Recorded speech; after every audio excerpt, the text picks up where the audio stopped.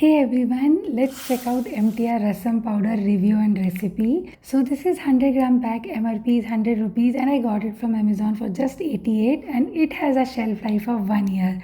It contains spices like coriander, red chili, cumin, fenugreek and hing. Now coming to the recipe, first take 4 tablespoons of washed arhar dal. To this add turmeric and then oil and 3 cups of water. Cook for 3 whistles. Once cooked, you're going to mash the dal well or you can grind it in a mixer if you prefer. Now we need tamarind pulp. So soak tamarind in water in a 1:5 tamarind water ratio and then strain the water. Now in a pan, add the tamarind pulp, add a little jaggery or sugar and 1 chopped tomato and 1 spoonful of MTR Rasam powder.